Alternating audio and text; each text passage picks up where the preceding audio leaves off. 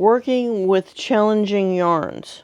Today we are going to talk about using less than ideal yarns on your circular knitter, dealing with tucks, drops, tangles, and such on Liz Handcrafted.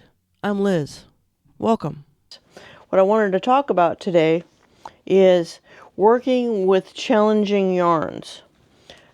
Sometimes we like to make something because we think it's a really cool idea, that's really pretty. And this one, I really, look at that, isn't that pretty? So one of the challenges that we face as creatives is that it's really hard to make things for men.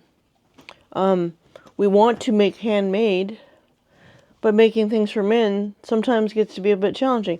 But look, this gray with a tweed speckle in it, I thought would be amazing. However, it did prove to be a challenging yarn.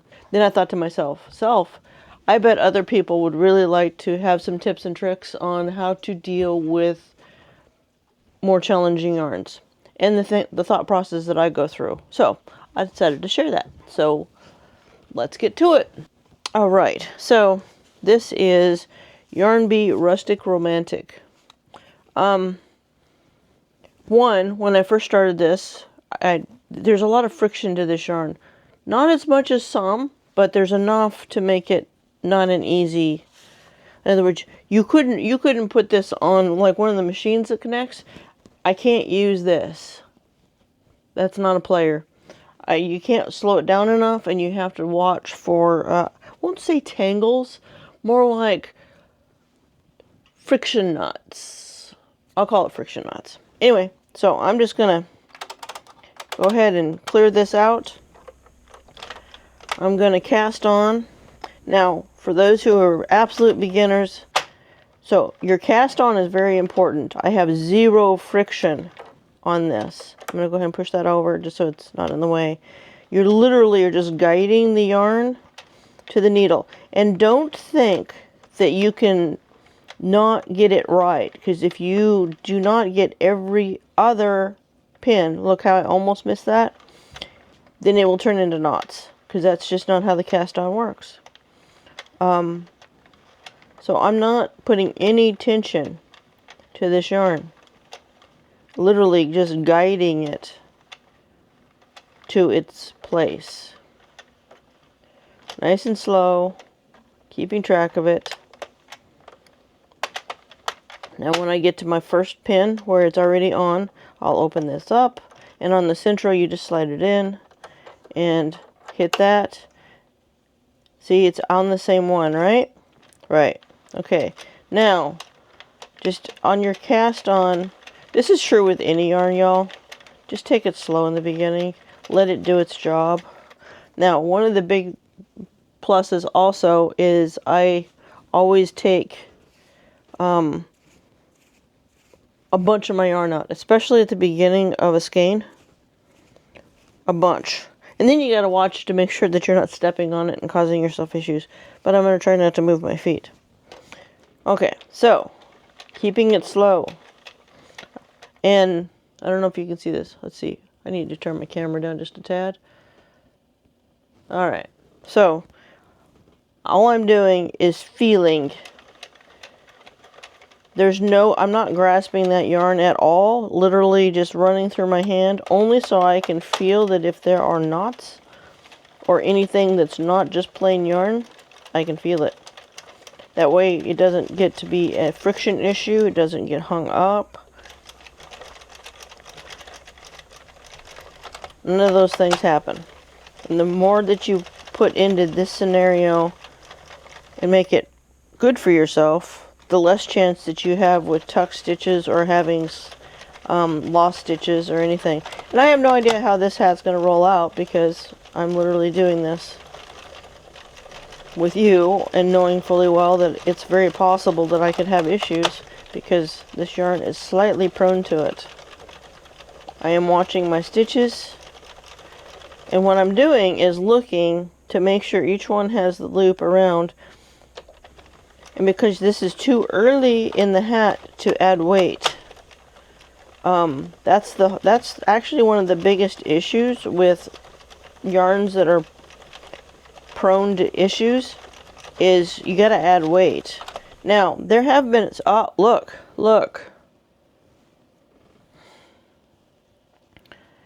That would have been a disaster if you're running a drill or an attachment. Now, there's tips for people that do that. In other words, basically, run your entire skein on your winder so that way you know everything's straight. But when you have a frictionless, in other words, not slick yarn, you're only going to get so much plus on that. See, look, I want to make sure that's straight, and my yarn is, I need to pull out more, and sometimes I have to also restrict the amount that I pull down on the floor just so it doesn't bind itself. But oh, there's one right there. It's not wrapped. I'm going to watch how that runs around. I'm going to watch that one as it comes around, as well as watching for what I'm doing currently. Because what it really amounts to is it did not slide down the posts as well as it should have. And once we get to adding weight, that will be the plus. So it's not that these difficult yarns can't be run. Just can't speed it up. So where was my...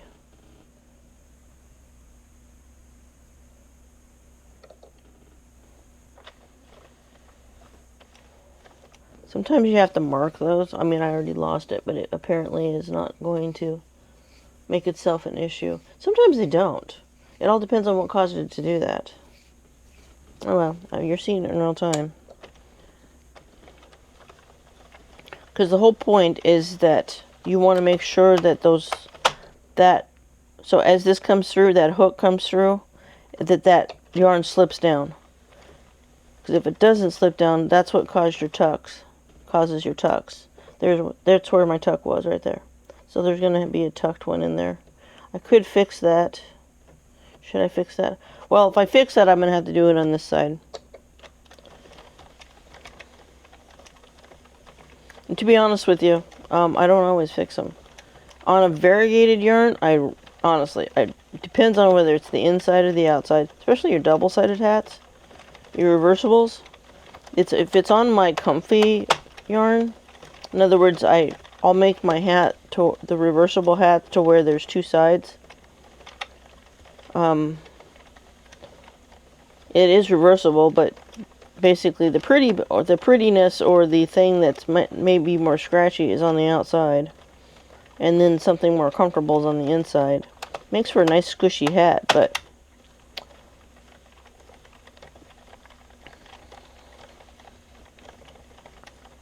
okay, so look right there.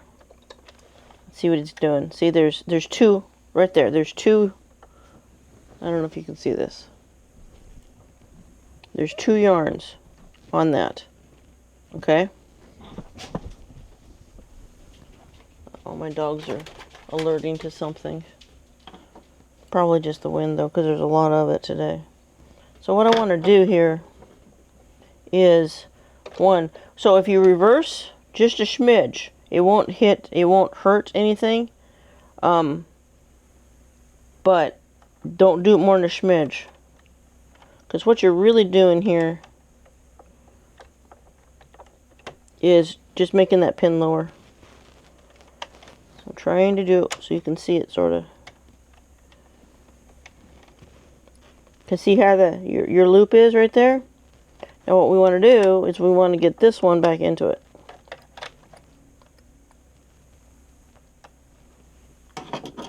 This is a latch hook tool, and you got to go the opposite way that you think you do. So for instance, because I'm the bottom one, I need to get that to hook on the back side and get that one hook on the front side, and then come back in.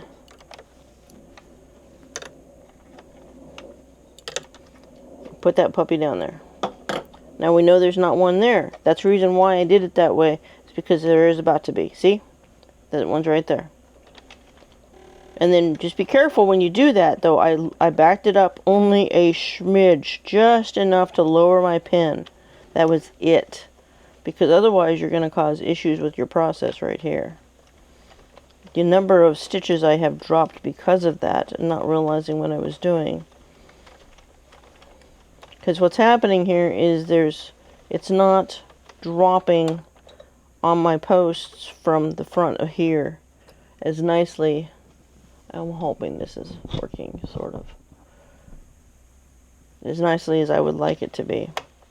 But that's a problem yarn for you. Oop, looky there. Did you see that? So what's happened there is this yarn did not drop on that post like I'd want it to. So I'm gonna, there we go. That's how you keep from having that happen. And there's 2 stitches on that one.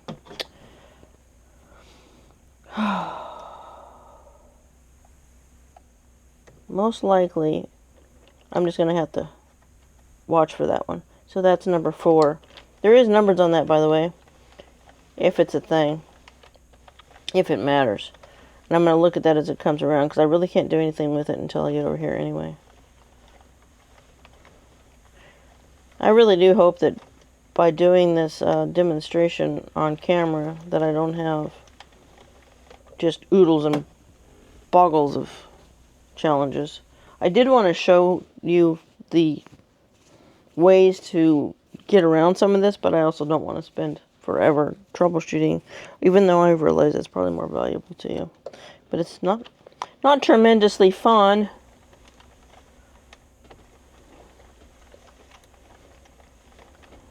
I mean, this is not a production yarn, y'all. It's pretty, but if you're trying to produce quantities, this is not one I'd use to do it with. Okay, it just tucked that stitch. That was number 4, by the way. I might go back and hit that and just have to do more than 1 stitch on it. Which probably wouldn't hurt to demonstrate anyway.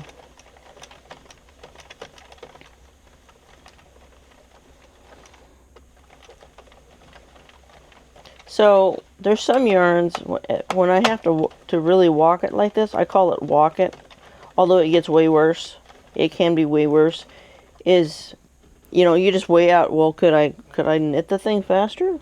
Or, for those of us that can knit by hand, manually. Most of the time the answer is no. Honestly, I'm just not that fast of a knitter. I do know some people that could probably knit faster than what I'm going right now. I am not one of them. Not to mention I actually don't hand knit that much in the first place. I don't. Okay, now, number 4. He's coming up. I've pulled out enough to where I know that there's no knots, okay? Severe walk, it means I'm having to put weight down, like this. Because look how fast those drop when you do that. Which is the whole objective of adding weight. You can do it however you want to. Maybe you can walk it and then just keep going like this. When I call the extreme walking, this is what I mean. Is I'm having to snug them manually. But that's the whole point behind when you add weight. So, like for instance, I'm almost to the point that I can ponytail this. Almost. I had a feeling it would be right around 25 rows, and that's exactly what it's looking like. And it's going to be different with each kind of yarn. This is just a worsted weight. It's a tweed, which actually is part of the reason why it wants to be frictional. It's also partial hemp. Like, what does it say? Let me look real quick. Antique iron. 15% hemp. I'm going to guess that the white in it is the hemp. I don't know. But what's funny is you can't even go by looking to see if that's tucked. It's not. It's just kind of a thicker portion. You can't even go by brand as to which yarns work well. you kind of just want, once you know something works, you kind of got to stick with it. If you're doing any kind of quantities, like I'll give you a couple examples here in a minute. I really want to get to the 25 in the weight and not make this video forever long. But yeah, there's no way in the world that I could put the motor onto this. There's no way that it would have enough. There's too much friction. They won't go down the post until I can add some weight. And even then, I don't think I could put a motor to it. This would be one where I stop at I usually 65 rows, and then start the inside yarn, which is usually something I do that's softer, and that one's going to be tucked. Gosh darn it. I got two of them that I got to watch out, so 42 and 43. I'm probably going to have to go fix.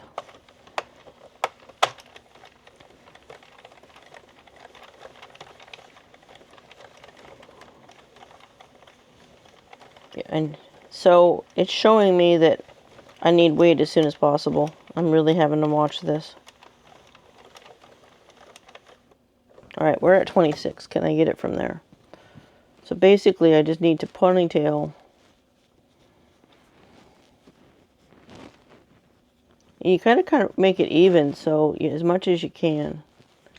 Now you can use, like for instance, I don't have any here. Yeah, I do. So for knitting, using these, like, they're a lot of it made for cable or just changing out needles and stuff. I'm going to try that for a minute, because the other way, I don't think I can get the scrunchie on there quite yet. But literally weaving it through, just to see if it'll... I'll be honest with you, I don't think I've done that in ages. But it's just enough tension, hopefully, to make it better. Alright, I got another tucked. Problem is I've already went too far. I'll come back to those, because I know that if I push back that far, I'm gonna have more problems than it's worth to fix right there. Well, now that I recognize that we don't have a top-down camera on this, I'm going to just speed through this real quick so you can at least still see the process. I don't want to leave too much out, but I know you can't see anything. Hang with me. I'll make a better view. Okay? Promise. Hook is up. Take him off.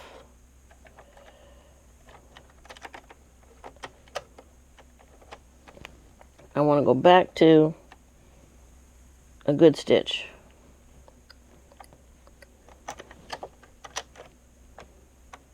You don't have to go that far back if you don't feel comfortable.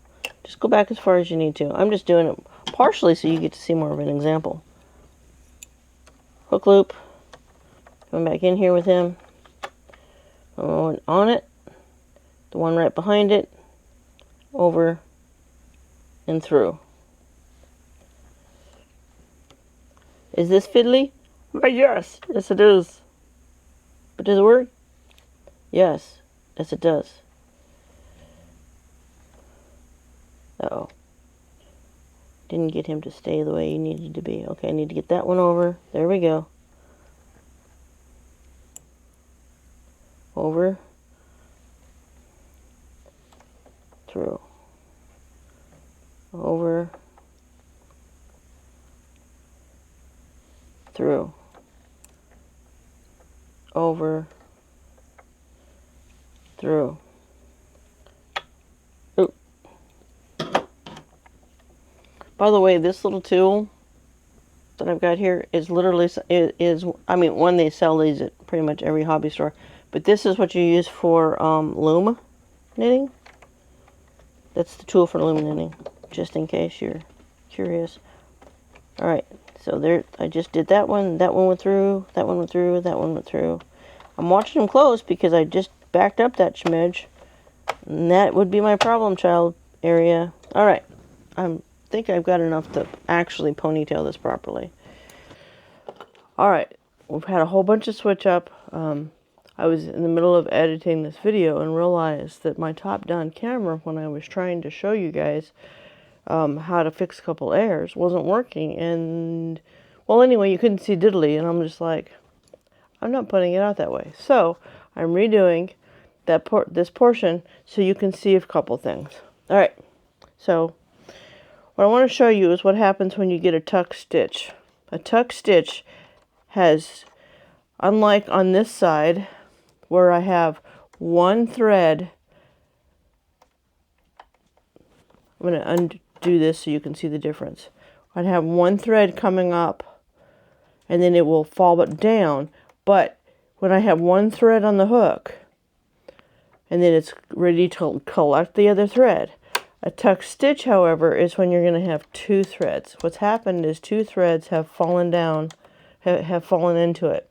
And they present themselves like this. There is no thread on that top end. You can't, it's supposed to be around here, and it's not.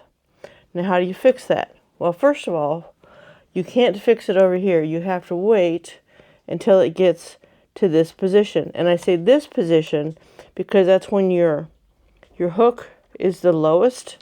So you have basically the ability to bring that down just a smidge. Now, you got to be careful going backwards, guys. Don't be thinking you can just go rolling back and keep your stitches, because it's really hard to do that. So what I'm doing is I've got this tool right here, which is made for loom knitting, but you can pick these up independently, and you can also use like a vinyl cutter hook. Those work pretty well too. All right, so what I'm going to do here is I'm taking this stitch off. But look at that. What does it do? It turns it into basically a dropped stitch. We don't want that. So what I'm going to do is I'm going to come in here, take the second one off as well. Now, here's the key. And I'm going to show you a little bit extra, even though it's not necessary on this error. But I'm going to show you that, like for instance, if you ended up with a drop stitch way back a ways, so you can see where this one is, and it would be coming back to here, clear through this line. So if you were looking at your knitting from the front side, that's where you'd see it. So what I'm going to do is I'm going to catch that solid loop, and I'm going to go ahead and pull the other stitches out. Now, you do not need to do that on that simple one that's necessary. What I'm trying to show you is how you reverse a drop stitch as well, because that's what it would look like. All right, now what you're doing is you're basically working your knitting backwards, or doing a sock net stitch, a purl. Is it a purl? Anyway, so I have they use these a lot for latch hook. That's already in there. See if I can show you another one. This is just got a straight angle, but basically it's a hook with the little tongue on it, and that way it latches. Okay, so what you're gonna do is you're gonna secure that back. I'm using the orange. I figured I'd use the orange because you should be able to see it on camera pretty easily. And then you're gonna go forward and catch that one. And so as your back one's coming forward and catches that loop, you pull that through. And you do the same thing again. Pull it back, let that go, get that tongue over, catch the next one, pull it through. That is how you fix a drop stitch. Like I said, I didn't have to go that far back, but I might as well just cover it all, right? And the one that I just took off, doing the same thing. Now, here's the clincher. Here's the clincher, okay?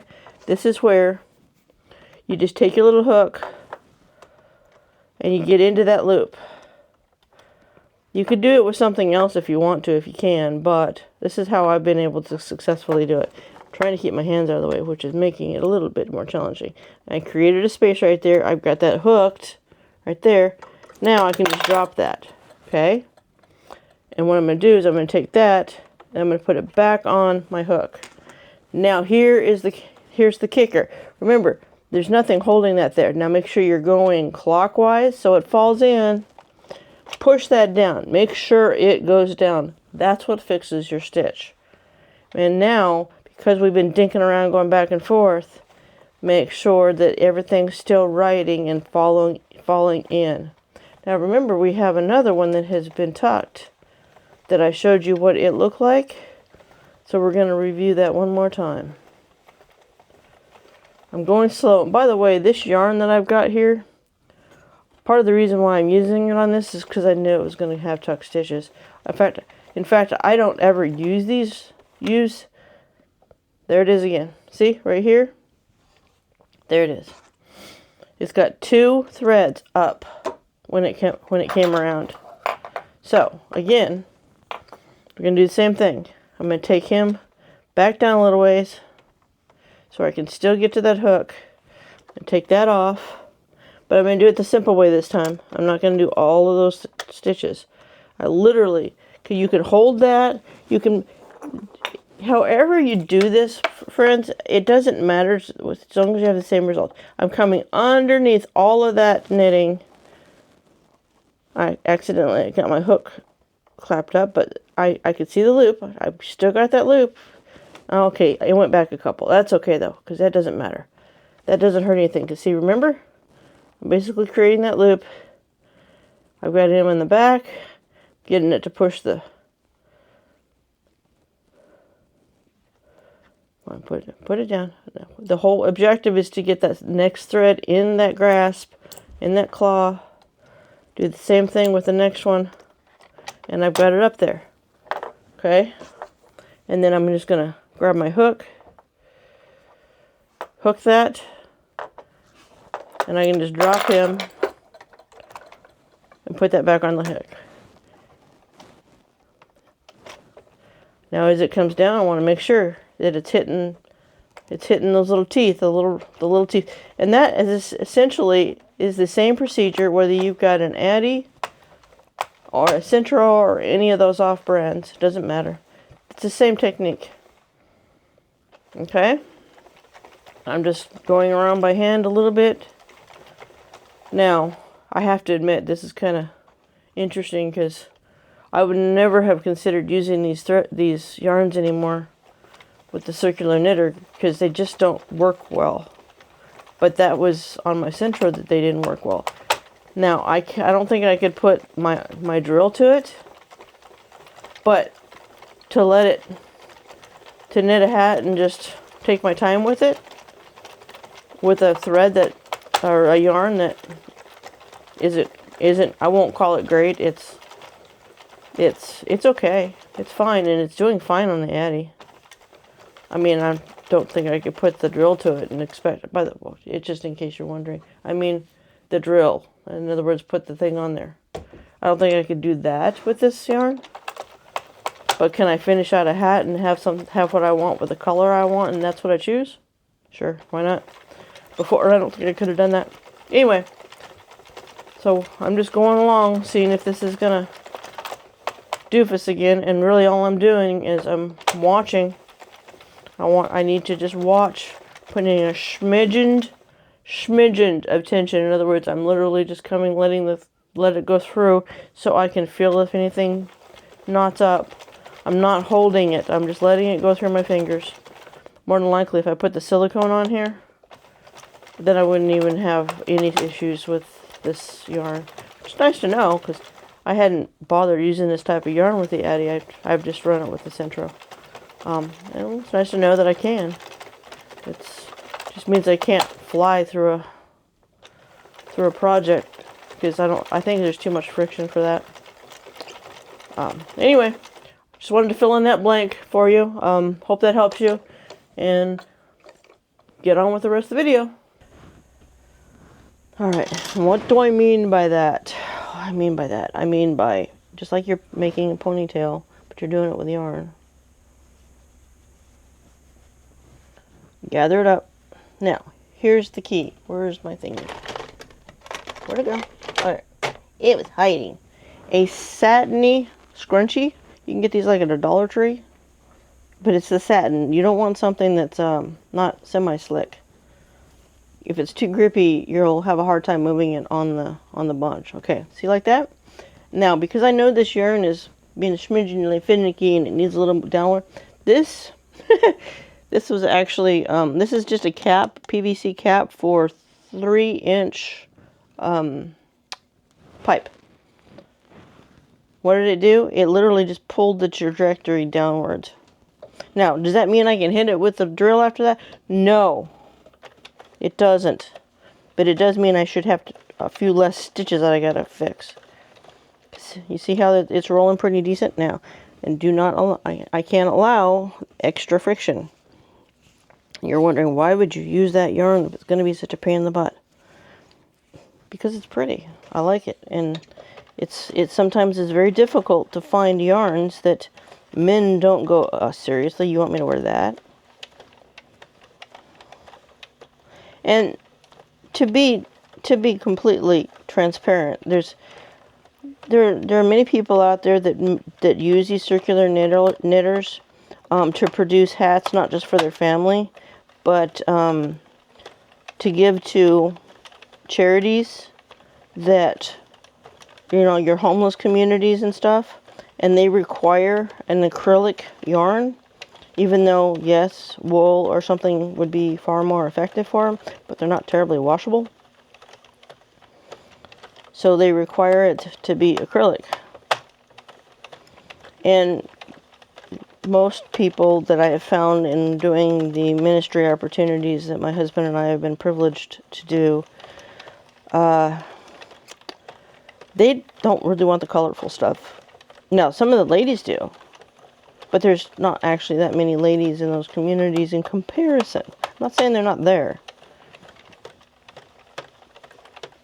And a lot of them want to actually just wear their hat all the time, so they don't want something so stinking thick, which is why the rolled brim ones are a player. And personally, I don't tend to put the pom-poms on my hats because men don't care for the pom-poms. Have you ever seen a man with a pom-pom on? Come on. Anyway, so it's running smoother. Weight is a huge player. Now, I am going to show you something real quick that makes it even bigger.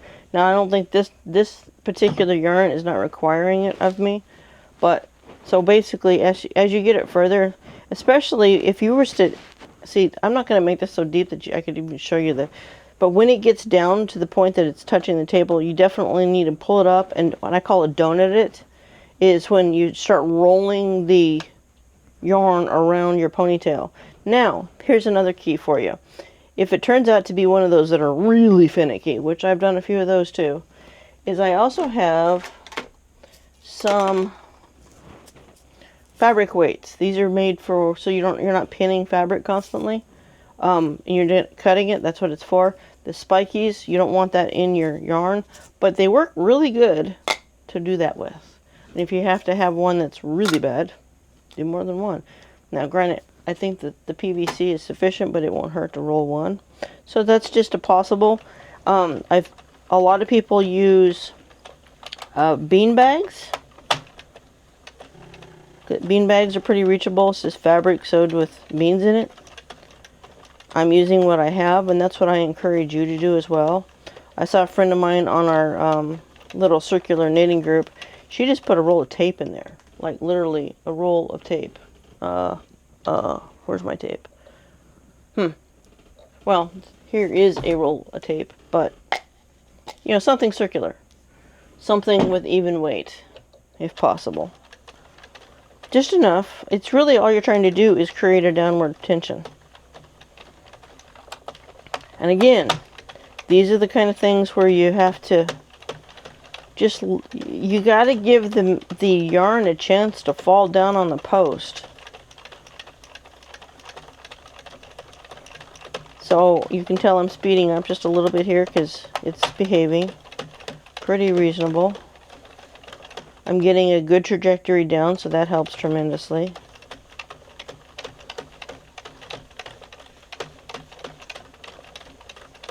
Now, I have seen also, and I'll take a minute and show you.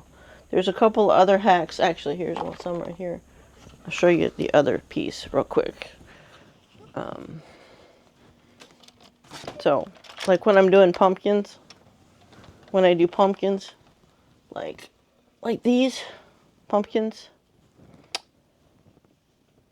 I do them on the small one Like, you know, there's all sorts of things you can do on a small one. But here's what I want to show you. Is this. It's really fuzzy. You can tell I've done some stuff with it.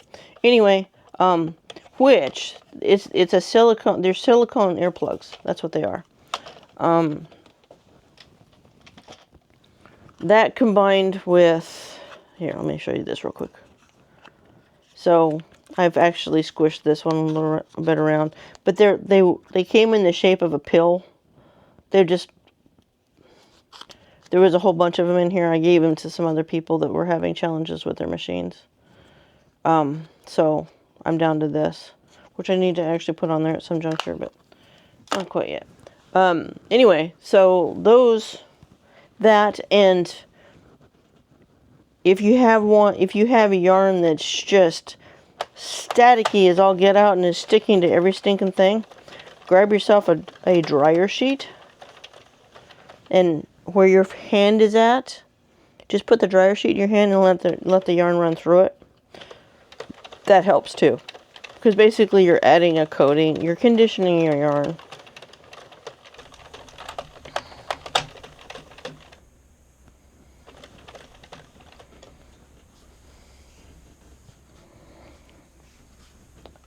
Pulling out plenty so I can roll this thing so I can finish this one.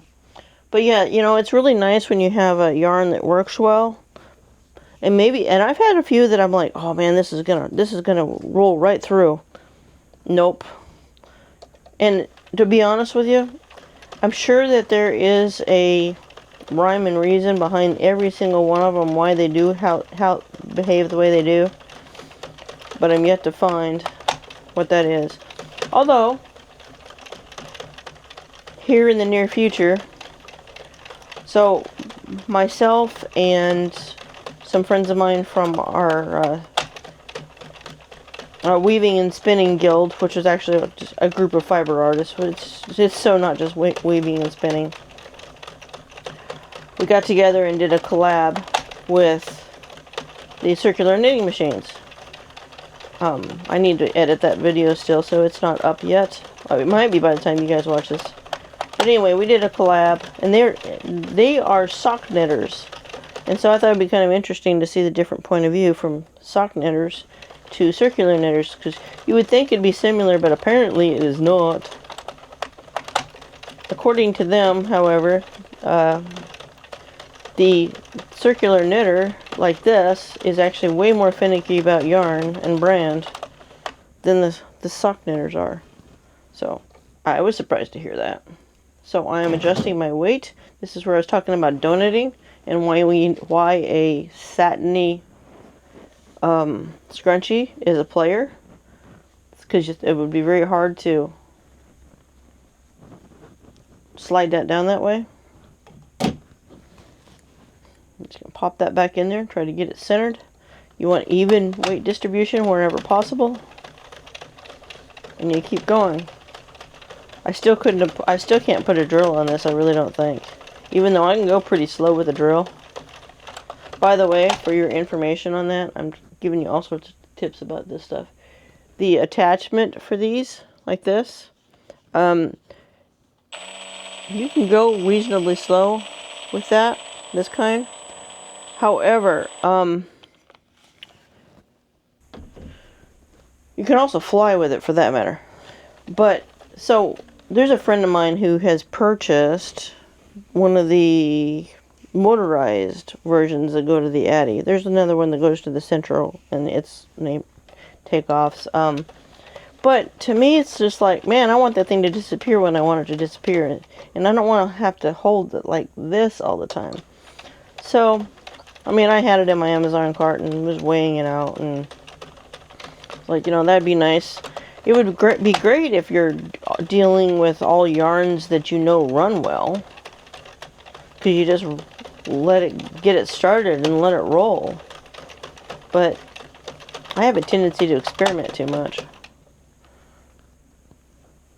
Now, if I didn't actually have a drill like this, it might be a different story. But I consider that more of like a household cordless drill. It does not have the torque of like one of the bigger DeWalt's or something. I have a couple of those, and of course my husband has the big ones. And yeah, there's no way I could run this with those because the jerk effect would be too much. I can make that one go pretty smooth, which is pretty key, to be honest. Because part of the reason why the motors work so well is consistency of speed, which is part of the reason why I think I'm having pretty decent luck right now, is I can actually keep pretty consistent speed. Or like, I have worn out my Centro. I mean, it literally just screams at me now. And yes, I could take it apart, lubricate, and do all the other stuff. But when my friend texted me and says, "Hey, we're getting these machines. You want to come and we'll do they call it a crank-in." And we're just, they're just playing. Just making hats and, doing stuff for the charity that the guild is giving to. And I'm like, ooh! I couldn't help it. It was a great excuse to go ahead and buy me the Addy that I wanted in the first place. So I guess you could also say that this is relatively new. I think I've probably turned out maybe, I want to say around 20 hats on this so far. My poor Centro has been. So I'm going to take this one all the way through the rest of the yarn. I don't know how many rows that's going to give me. But my point behind, I normally would have just done both sides with it originally, but because I was having issues, I thought I'd share the solutions that I know of with you instead. And a rolled brim. A lot of the guys like the rolled brims. And I say that from going out and actually talking and seeing if there's needs that can be helped with and seeing what they're wearing. The ladies, on the other hand, have a tendency to like the reversibles. They also like pom-poms. Now, part of the reason why as I find out that the ladies like the reversibles is because it has so much more around the ears, and it actually kind of makes for a pillow. So there is that. They can lay down and it has a cushiness to it. Clearly one of my roosters is outside of its run again.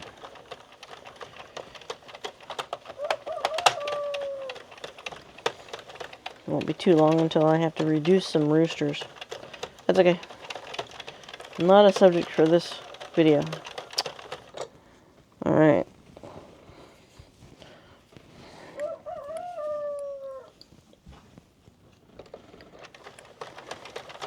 So, typically on a hat, so I usually run 130 rows for a reversible hat. And that makes the 65 the number for my rolled brim. In fact, though, depends on the yarn. Let me see, where was that? This was a 65. This was 65 rows, which is about right for a nice rolled brim. It has got something to it. This is what it looks like unrolled. Okay, so you could do less. You could probably do a 50 easily enough and make it a nice rolled brim. I guess it depends on whether you want it over your ears at all. I kind of like to have that option. If I'm going to wear a beanie, I want to have the option of covering my ears. Otherwise, I wouldn't be wearing a beanie. That's just me, though. But a lot of people, they wear a hat because their hair's a mess. Or that's not being done anything with. Alright.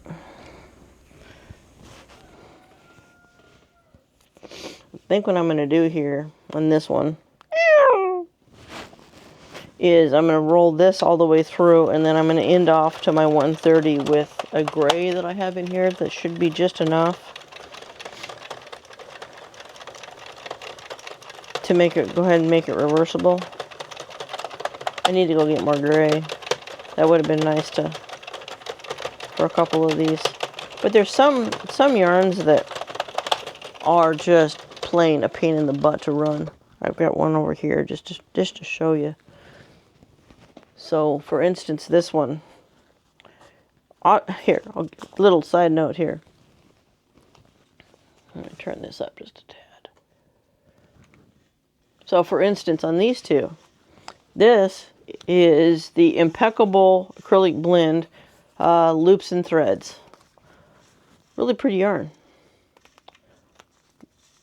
I would imagine it's reasonably well received within the male community. It's only got specks of color in it instead. It was way worse than this one to run. Way worse. In fact, I think I definitely made this one two-sided with an easier yarn in it, because this one tested my patience. And then you have the same, by the way, the Impeccable Loops and Threads. These ones, I've got several of them. I'm going to make some different colors. Now, granted, you only get one reversible hat out of each one of these. It literally is just enough for 130 rows. One hat, reversible. But they run like a dream. Running an attachment with them is no problem whatsoever. None. Now, I will share with you, again, another little piece. This one, this brand of yarn, I need to go get more of this. I was trying to catch the Hobby Lobby. This has got a fuzziness to it. Here, hang on. The Eternal Eyelash, whatever. However you want to. Eternal Eyelash. This is the teal. This stuff is now my absolute favorite. It's a chunky, which, to be honest with you, I didn't think I could even run in one of these machines. I couldn't run it in my Centro. Maybe I could have. Well, anyway, it probably would run fine. I just didn't. I don't think it was on the market. Or I looked at it as saying, oh, this is chunky, so there's not much chance. This stuff, one, you can run this as a single layer and be fine, because it's got a very nice loft to it. It ran like a dream. This is my favorite yarn so far. And I will be getting more of that. Not to mention that you can get more hats out of one of those, because you only have to run one layer. So there's that. The other one's up here in another container. Hopefully I can... Ooh. I may not be able to get there, folks. Not to mention, I need to running center pole with these circular knitters is kind of key. And I can't run real fast on that one, because I know it'll bunch up. Alright, so when you're changing your yarn, you just drop that down in the middle, drop your other one down in the middle, and hook on the same one. That's how I do it. I've seen people do it different ways. And then put some tension to that. And I don't tie this until later, because I want it to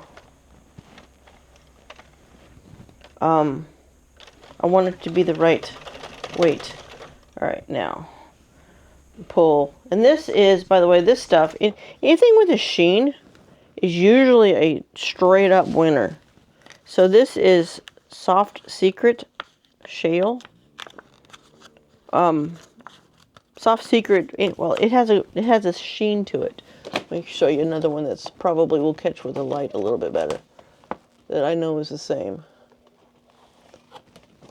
I think this was the same brand. It's got a sheen to it. It's shiny. All right, let's turn you back down so you can see what's going on here. All right. So I'm pulling out a bunch, because I'm at the very, very end of this skein. I don't know if it's going to take me to the end or not. But because it'll actually be in the top of the hat, I may just grab a blue or something to finish it off with. Not that I would say that's a great idea all the time, but now when I'm doing this, I know this stuff runs, and I want to make sure I'm all the way around solidly with this yarn before I run my attachment. Alright, now I'm going to show you something real quick. because I can, because it's here. I gotta get my... Alright, let me get my stool out of the way. Alright, what I've done here is I basically set this up to where you're wondering why I have so many weird layers. You always got to go the one direction, not... So many weird layers of board and stuff. It's because of this. Hang on. Okay, so what I did here is I figured out exactly the height off the table to line these up.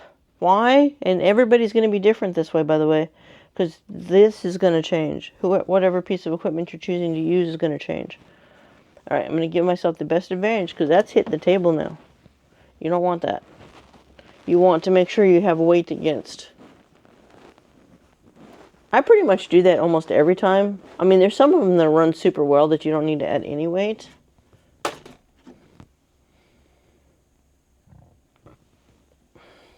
But this happens to be a yarn that's pretty solid for how it performs. See how slow that'll run? Make sure it's going right. Everything's good. And then I go ahead and speed it up.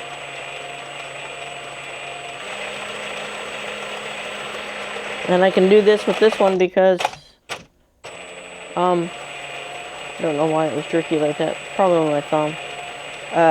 Because I know the yarn runs well. That is a plus.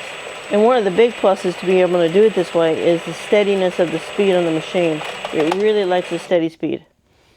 But also at the same time, if you want to set it up for success, you got to make sure you're not going to have any knots. So I'm pulling it out. Start slow. See, that's the thing is that I don't like about the machines that attach to it. You know, the ones that you actually have to take off the handle and do the thing with. Is this is great that you could get a lot done this way. But I can't take it off. So if I have to roll a hat by hand, not much fun. It's totally different on the hand. But that's me. That's just me. Okay, let's do some more of that. Start slow. Bring it up a notch. Bring it up more.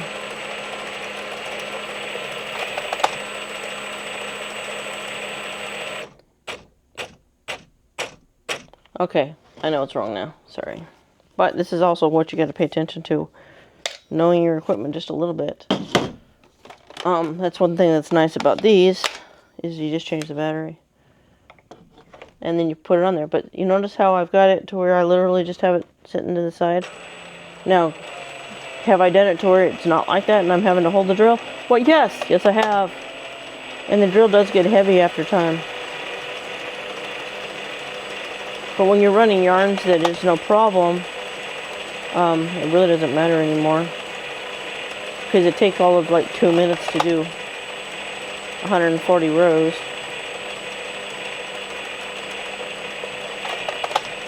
I'm seeing that coming in. And I know that's not going to work. Some of this stuff will untangle itself super well. But like that last one we were running, I knew dang well that I couldn't run that with a drill. Toward the end, maybe. But I'll be honest with you, sometimes it's not worth the risk. Because you'll be fixing stitches to the end of time.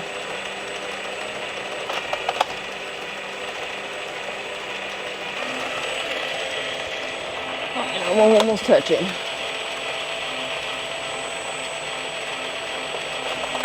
When I say that it's because it's almost touching, basically it's giving uneven tension on the yarn pulling down, and we don't want that. I'm almost done now anyway. Let's see, where are we? Oof, that's not good. What am I going to do there? I'm not getting even the 130 rows that I need. So, design choice. Got enough for... So the top end, basically what would happen is the fold over is going to be the gray, which is good. because I don't have much left.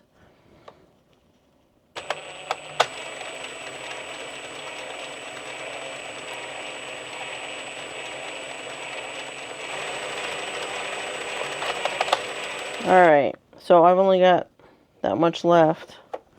Unless I want to stick this thing to where it sits here for a while. I gotta do something different here. So, this is just a dark blue. And I'm going to put that in there around the same hook. Put that on the slide. Close it up. I'm going to take this off because I want to run that around once manually. That's the part about not having that machine. That's the player. So in theory, this is actually just like running the same yarn as I was just running. It runs pretty similar. Now, I'm going to drop that on the floor. Let's not add tension to things. And go around the rest of the way. Alright. Now, what I'm doing there is I'm just lining up right there. See how that works?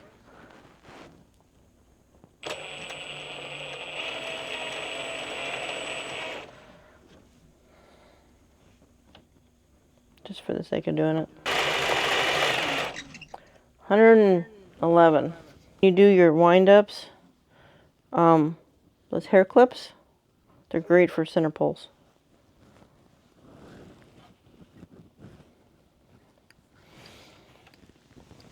Alright, put that down. I think I'm going to try to make that a tad shorter. Because it's not necessary. Oop, don't mess yourself up.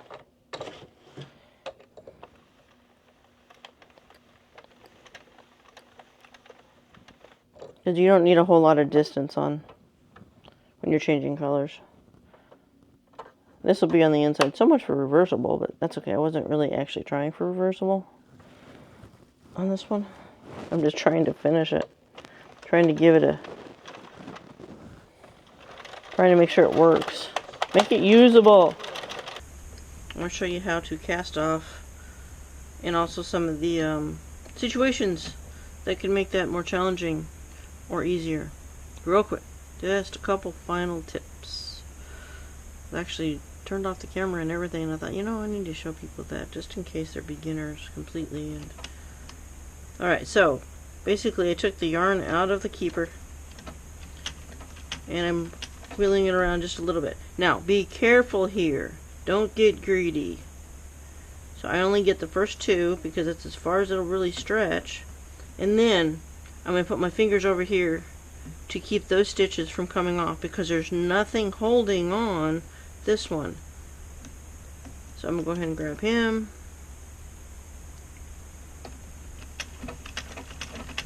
There's other ways to cast off, I know. This way works very well for me. So I just pop that underneath there. Just keep on going. Just be careful because if you let things pop before you have it on the needle, you'll lose, and you'll have to be redoing your knitting. So it's like right here. If I was just to pull up right there without stabilizing it, I could easily pull those things off the needles.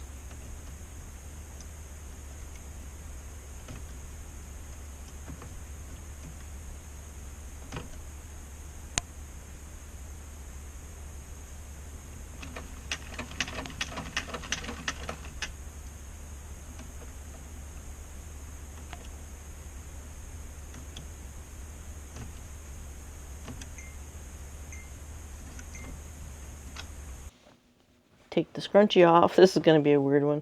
I've never done it like this because I had to do so many colors in it.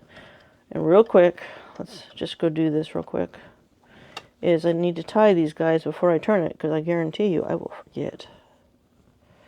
All I'm doing is putting a half knot with no tension and then come into it and then tension it just a little bit. Because it's going to be inside, basically I just cut them at an angle so they're not in the same place. Sort of. I don't know if that actually works really great, but I haven't had any complaints. And I've made a lot of these things for different sects of life.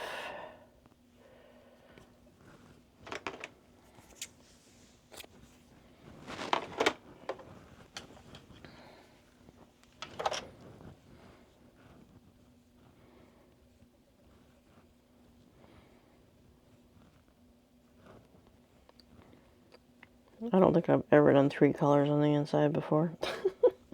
Can't believe I'm doing that. That one, that on the video, but it is what it is. Alright. Don't want to do that. I just showed you where it goes. Anyway. So, let's see how this thing flips out, just for the sake of doing it right. The intention was to make it to where the good stuff, you can definitely tell that the other yarns do not have the level of bulk that the hemp was.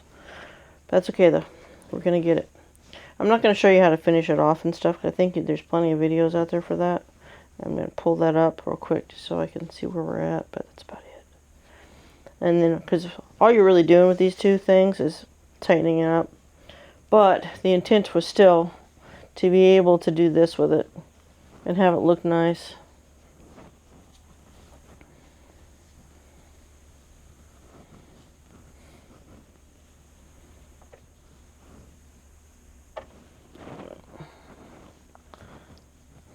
Get back into this camera a little bit.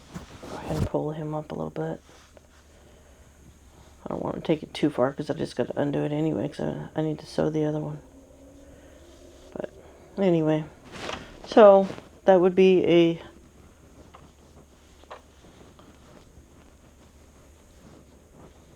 reversible with a inside yarn that's a little more pleasing to the touch. So you can see that we worked pretty hard at not having tuck stitches, and I would say it's pretty clean. Because to be honest with you, I probably would have left a couple of them. We succeeded, friends. We succeeded. I don't see anything in there that's bad. And it easily could have been. You saw how many times I've fixed that stuff.